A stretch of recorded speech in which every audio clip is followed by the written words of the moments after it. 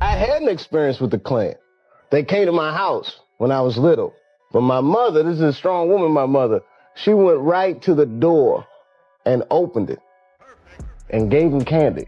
And my mother used to tell me this thing, I don't even know if you remember, but you said this to me more than once. You said, son, sometimes you have to be a lion so you can be the lamb you really are. Shows they were actually better in the 1940s. It was bad, it was evil, but what happened? Something changed.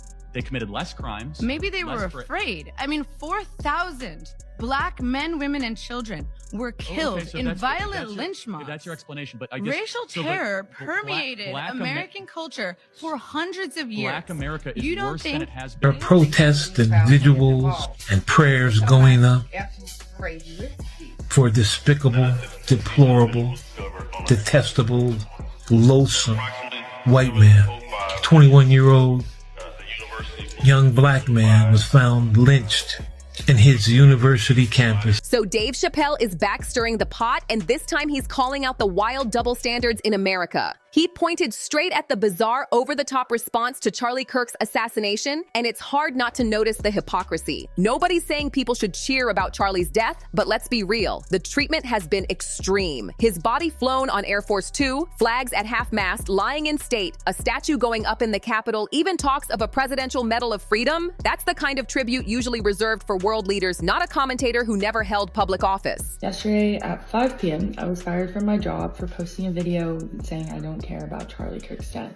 Now stack that up against the silence surrounding two chilling deaths in Mississippi. Trey Reed, a young college student, and Corey Zuccotti, a homeless man. Both were found hanging from trees, a sight that instantly sparks memories of America's darkest past. Authorities rushed to label it no foul play, but with Mississippi's history of lynchings and today's political climate, it feels way too suspicious to dismiss so easily. What the 60s must have been like for anybody.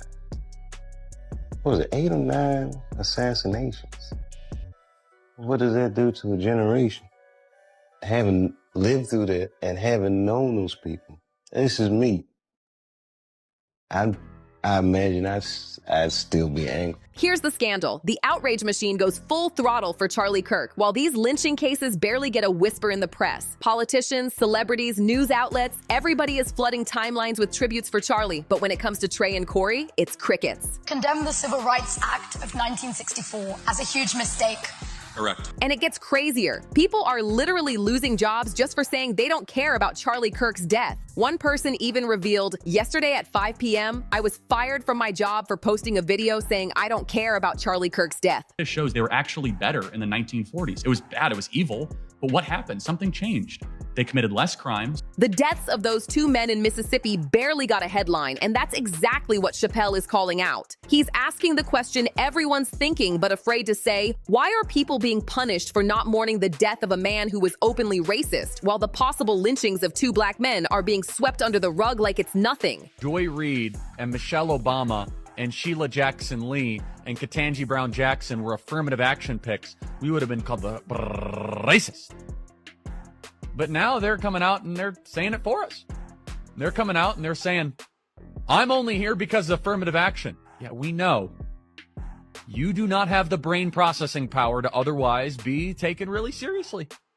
You had to go steal a white person's slot to go be taken somewhat seriously. Play cut 52. It's insane. Mississippi has two dead bodies hanging from trees, and the cases are treated like background noise, while Charlie Kirk is being glorified like a fallen president. If you're sick of being gaslit into believing his death is the only story that matters, you're not alone. Because the truth is, this looks like Mississippi quietly testing how much they can get away with, like a sick throwback to the lynching era. Authorities say the body of 21-year-old Demartravion Trey Reed was found hanged from a tree by a faculty member near the pickleball courts. Word spread quickly throughout the Cleveland campus, leaving students and others concerned and worried. Well, because I am a black student, hearing that happened to another black student, it really made me feel,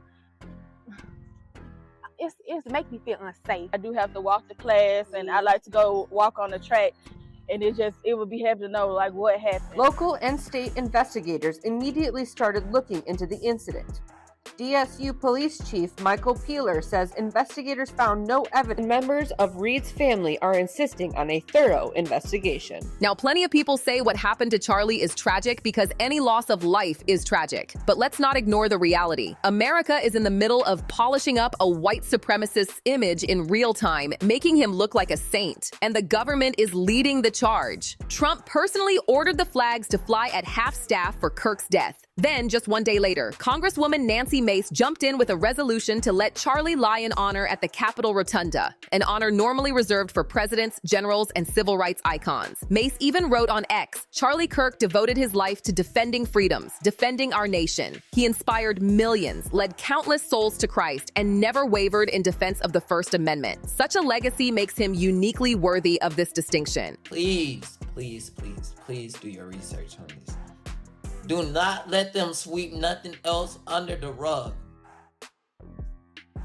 Enough is enough. Only a tiny handful of people have ever received the honor of lying in the Capitol Rotunda. Legends like Rosa Parks, who risked everything for civil rights. And now they're seriously trying to put Charlie Kirk on the same level as Rosa Parks? That's wild. This is a man who built his career spreading racist talking points, calling civil rights a mistake, and constantly tearing down marginalized communities. Billions of dollars to mental health and the homeless population. A lot of them don't want to take the programs. A lot of them don't want to get the help that is necessary. You can't give them a choice. Either you take the resources that we're going to give you, or you decide that you're going to be locked up in jail. That's the way it has to be now. Or involuntary lethal injection or something.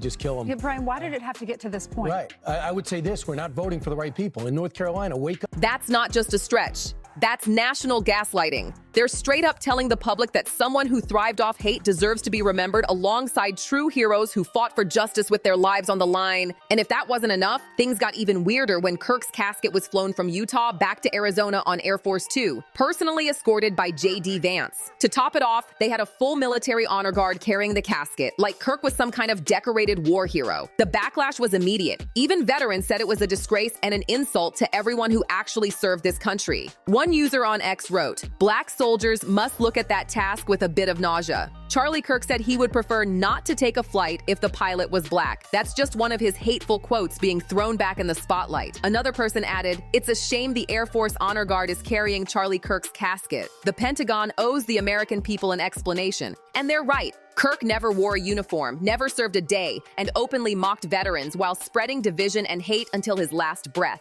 This isn't about honoring service. This is about politicizing sacrifice, and it spits in the face of every fallen soldier. And let's not forget, this is the same man who said black people were better off before the Civil Rights Act and that black women don't have the brain power to be taken seriously without affirmative action. Meanwhile, everyday black folks just trying to live are being dragged into this circus. People are being scapegoated, blamed, and flat out punished just for not crying over Charlie Kirk's death. A student in Texas was literally expelled after someone secretly recorded her making a private joke about Kirk. Imagine that, losing your entire education over one comment about a man who openly said civil rights were a mistake. Let that sink in. Folks are getting fired, harassed online, and publicly shamed all because they refused to mourn a man who stood against anyone who wasn't a straight white conservative male. So now, not only do we have to sit through this state-sponsored mourning parade, but we're being gaslit into believing that if we don't play along and shed tears, we're somehow the villains.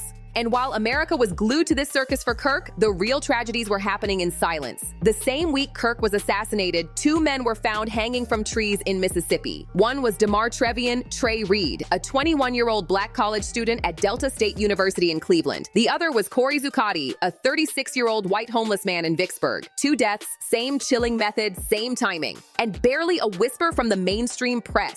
Authorities wasted no time ruling out foul play in Trey Reed's case, but his family isn't buying it. They're demanding an independent autopsy because the official story doesn't add up. Too many red flags, too much history in Mississippi to just dismiss it as coincidence. And Corey Z's case? Equally suspicious. Same week, same method, same silence. No clear details, no transparency about what actually happened. State-sanctioned execution instead of housing, healthcare, or basic compassion. That's the reality some pundits want. And yet, people are getting fired just for cracking a joke about Charlie Kirk. That right there is the hypocrisy Dave Chappelle keeps calling out. This is the same angle Dave hit after the Capitol riots when he compared the unequal backlash to how others were treated. We're living in dark times. On one side, America is busy turning Charlie Kirk into some kind of saint, and on the other side, 2 men were found hanging from trees in Mississippi, and the story barely registers on the national radar. Don't let anyone gaslight you into silence. The system isn't broken, it's working exactly like it was built to. They're running psychological warfare through headlines, feeds, and official acts, trying to get us to accept the narrative they want. Stand up and name it when you see it. Why is Charlie Kirk's death treated like a national emergency while Trey Reed and Corey Zuccotti are erased before their stories are told? Why is grief mandatory for a man who called civil rights a mistake while Black and poor people are literally being lynched in 2025? What does that say about the direction of this country?